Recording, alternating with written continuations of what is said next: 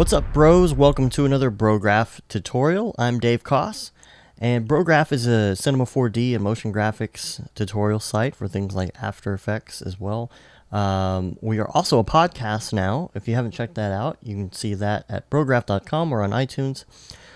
This particular tutorial is going to be part 2 to Displacement that we did last month, and this is a follow-up. So if you haven't done that one already, I would do that one first and then come back and we'll continue from this point on. We're going to learn today how to add a little bit of sound effects to what we were working on in the last tutorial. This is also part 2 of 3 on our series about using noise. So follow along and check the last one out and then check the next one out after this. It should be pretty good too. It's going to be kind of the same thing, except we're going to apply it to the shader effector. So, in the last one, we kind of had this this moving displacement set up, and we were using noise in order to create this. So, I'm going to show you how you can integrate an audio file in this to make it move around. Now, what we're not doing in this, we're not making an actual EQ. We're not making, something that represents the actual audio. There's other ways to do that. This is just kind of a creative way to get sound into things that you're working on, to get patterns and make it move along with the music. So I'm going to start by adding a sound effector. And once that's in there, I'm going to load up a sound file. Now, you can load up anything you want, MP3, WAV file, AIF. In this case, I'm going to load a stock music file. So now if I hit play,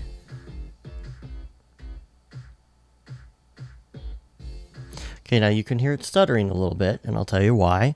The first thing that you need to do is you need to go down here to this little film strip icon and turn off all frames, because we want the music to be fairly smooth, and we don't want it to, we don't need the viewport to play every single frame. We want to be able to hear the music, how it needs to sound, and everything to be more in real time. So that's why we're doing it that way. So we got the stock music in there. And so now we're going to create we're going to get a tag, Cinema 4D tag. We're going to put an Expresso node in there. The old Expresso. So if you haven't used Expresso before, this isn't too complicated. I'm going to guide you through it, and maybe this will be a good intro to Expresso for you, because it's nothing too crazy in this case. So the first thing I'm going to do is drag sound that we just created down into Expresso, and then from here, what I want to add is an output. You click on this little red thing, you do object. What this is going to let us do is take that sound node from up there, and we're going to take the whole object and put everything about it into another node. And the node that we're going to use on this is actually called a sample node. It's under motion graphics. Make sure you're in the Xpool tab. I did a little search here. If you don't have your search open, you can just click this little button, okay, and then just type sample.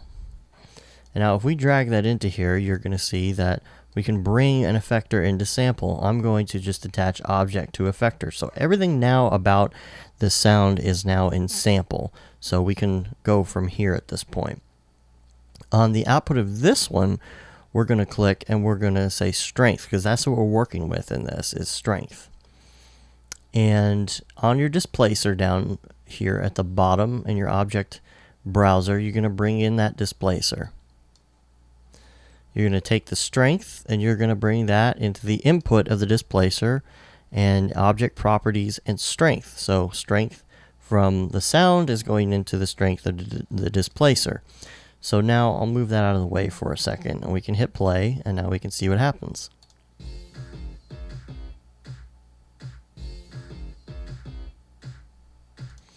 And so now I'll give this some extra frames here so we can hear a little bit more of the music, and you can see what's going on. So wonderful, wonderful stock music is driving it. Now in the last one, we learned how to put noise into material and put that into a displacer. So what that's doing is you've already got your noise in here, but what that's actually doing is it's controlling the strength of the displacer just from 0 to something. And so that's all well and good, but we want to have a little bit more control over this.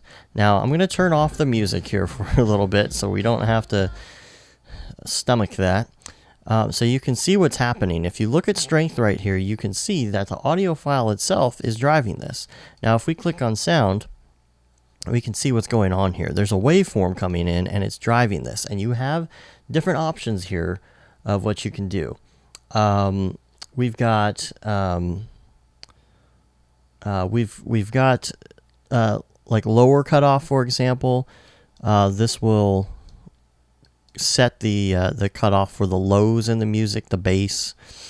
We've got compression, which will kind of rise it, like compress the wavelength. It's exactly what it does in audio. If you're familiar with audio, you're compressing it, and that's going to cause a different output to happen here.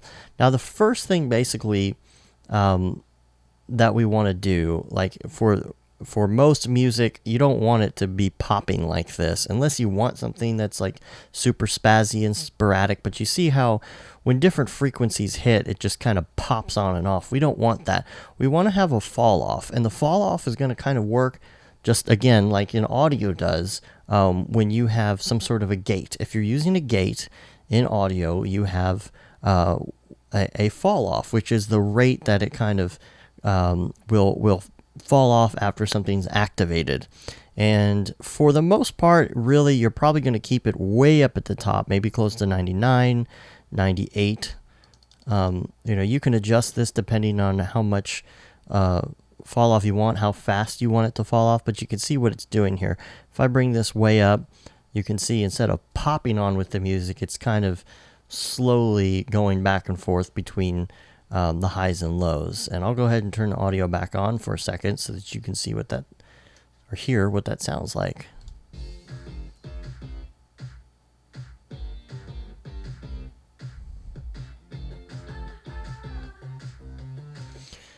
And I'll turn the audio back off. And so we've got that in there. So that's a cool way to drive it.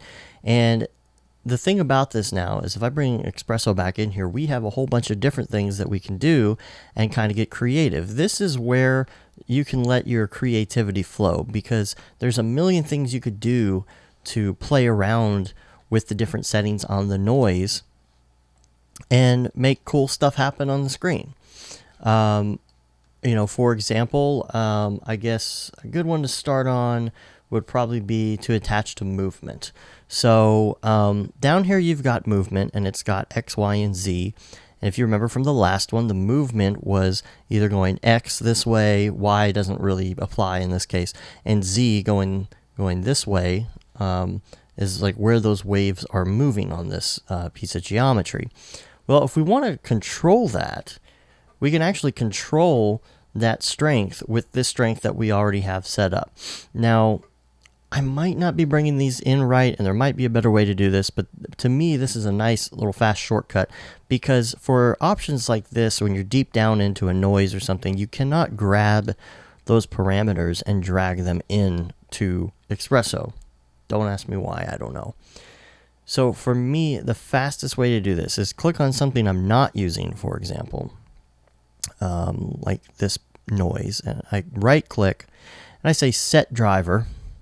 And then the one that I want to use here is going to be movement. I'm going to right click and I'm going to say set driven. Now what that's going to do is set up a simple Expresso node for me up here at the top. And we're not going to use it, but we're going to pull from it. And the reason is because I need a range mapper to go along with this noise. And it just kind of builds that for me automatically. I'm going to disconnect the one we're not using called noise. And I'm going to copy these two. I'll explain what they are in a minute.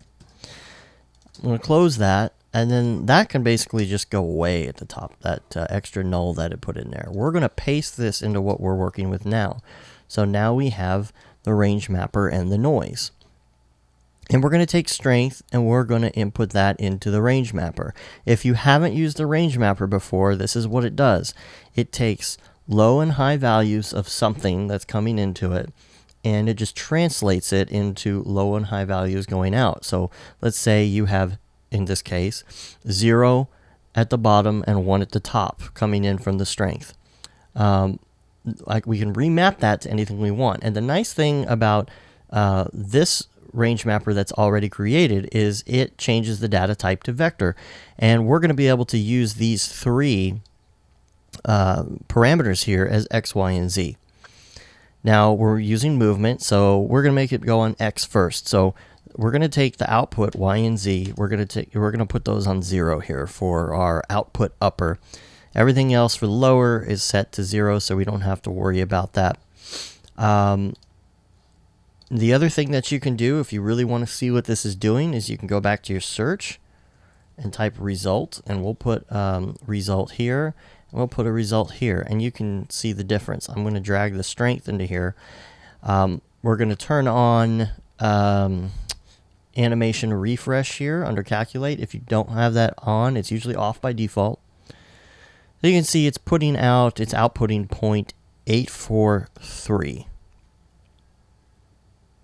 And you can see what that's doing. Now the audio is controlling that flow that's going that direction on X. Now if I put the output of that range mapper into this other result, we can see what the result is.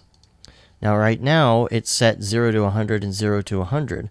But you can see for the most part here the strength is really never hitting 1. So we want to take the input lower and upper. We want to change this upper on these 3 parameters to 1. Now it's going to get all crazy because we're remapping everything right now, so it'll kind of calm down in a minute. We're going to do 1 down here as well as our output upper. So now these are matching. You can see we've got the same numbers coming out on a result again.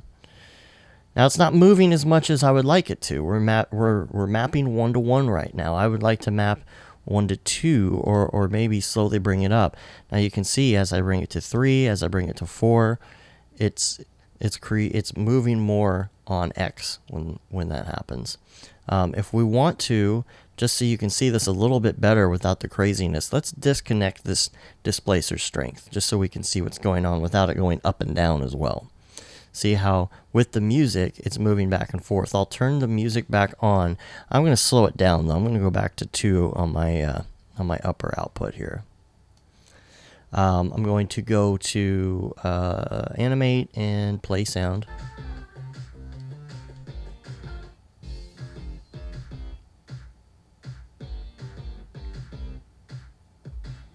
I'll turn it off again. So you can see how it drives that. And that's really what this is about. If you're working on something and you have a lot of sound and cool stuff going on, and you want to just drive some noise or drive some craziness, displacement or something like that, this is how you can control that. If we want to go slow, we could do maybe a 0.2. You can see how it moves back and forth. If we put that on 0, you see it's not moving anymore. We can change our output upper on Z and make it go in that direction instead.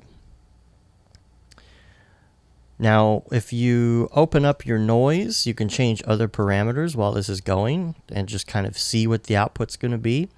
If you want to change your global scale, for example,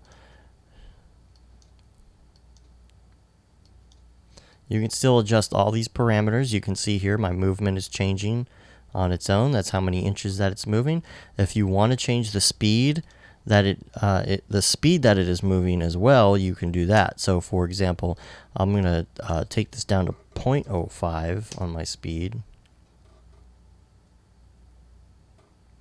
So that's the speed that movement is happening, and this parameter of movement is the distance that it's moving. You could also take this same parameter of strength and you could put it into something like global scale, for example. So let's do the same thing. I already have a driver set, so I'm going to right click. I'm going to say set driven. It's going to freak out for a second, but I'm going to open up this global scale and copy it out of here. I'm going to paste it into my Expresso, and now we're going to take this range mapper Maybe we'll make it its own range mapper. If you haven't copied a node before, it's really easy. You hold down Command, or I believe Control if you're on a PC, and you just drag the node down and let go, and it copies it. So we're just going to make a duplicate here and bring that into the global scale. So now it's also adjusting the scale of the noise that we did in the last tutorial. You could do the same with result here. We could see what the results are. And the range mapper, now we can start adjusting. We can make it, 26, real big. Kind of start bringing this down, and you can see what it does. If you start bringing it down in points, you get a little more here. And then let's go ahead and put the connect the strength back to the displacer strength. So now we have a whole crazy thing going on here.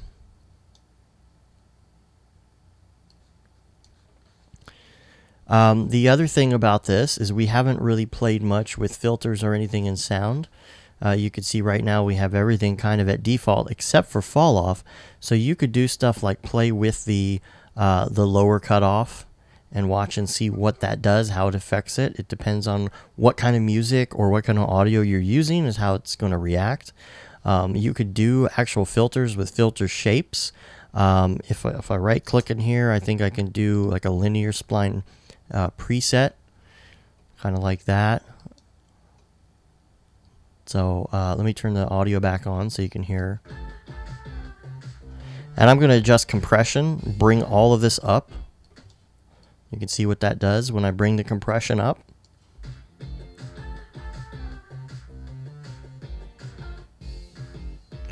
And I'm going to make the fall off 99. So it's a little smoother. But see, it's not having time to get small again. So I'm going to bring it down. There we go. Now if I want to adjust EQ right here, my filter shape, I can do that.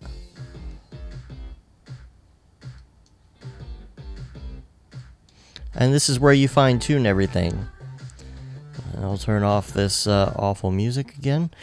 And that's what that is. You can also turn on a filter here, and you can filter by frequency or bandwidth. So if you wanted to, if you had talking or something and you really wanted to just concentrate on 2K or something, you could do that as well. But this is kind of how you integrate all these pieces so that it controls noise, and therefore the noise can control anything else, which is really cool. So that's what we're going to get into in the next one. We're going to kind of do the same thing. We're going to start from scratch like we did with displacers, and we're going to show how you can build a set of MoGraph objects, really simple, and put some noise in it and do cool stuff with the noise and just play around with it and whatnot. And then we'll do the same thing here with the Expresso, and we'll bring in the same awful piece of music, and we'll drive that with it as well. So I hope this was educational for you. If you'd like to learn more, you can go to Brograph.com. You can subscribe to us on YouTube. We'd love it if you did that. You can click the button and get all the tutorials when they come out. Also, please check out our podcast. We go really in depth into stuff a lot on the podcast about what we're doing and technical things and business related things and contract related things, anything about the graphics world and contracting, or not even contracting, but if you work in a 9-to-5 job doing motion graphics as well, we talk about that. And it's usually weekly, 2 hours every week. So we sell t-shirts as well. We're coming out with a plugin pretty soon for Octane, which is going to be great. It's so close to being done, but I wanted to get some tutorials out in the pipeline while I was finishing that up. And that's about it. We're on Facebook, Twitter, Instagram, of course, YouTube, and Brograph.com. I'm Dave Koss. Until next time, have a good one. Later, bros. Brograph.com, an online resource for learning critical components of Cinema 4D and After Effects, specifically catered to help you prevail as a motion graphic designer. What's up, bros? Welcome to another Brograph motion graphics tutorial. We give you professional time-saving tips, shortcuts, and lessons that help give you an edge over your fellow designers. Not only this, but our new Brograph Talks help you in your file management, hardware configuration, and client relations. I love projects that scare me. When our art director comes to us and asks for something that I had never done before, man, it gets me pumped. Join us for live sessions, check out our crazy Cinema 4D experiments, or just watch our Fun with Brograph series, where we show you practical applications for techniques learned in previous tutorials. Do this from the beginning, and your client is going to respect that, and they're going to respect you, and they're going to respect your time. Subscribe today and get automatic updates on the latest tutorials, tricks, tips, and inspiration brought to you by industry professionals Dave Koss and Matt Milstead, all with a slight dash of dry humor peppered in. Real nice banana. Brograph.com, your source for tutorials that will help you thrive in the motion graphics industry. Don't just play around with Cinema 4D and After Effects, master it, and make money by becoming indispensable at your workplace. We don't care how you get here, folks. Just get here. Subscribe now to Brograph Tutorials.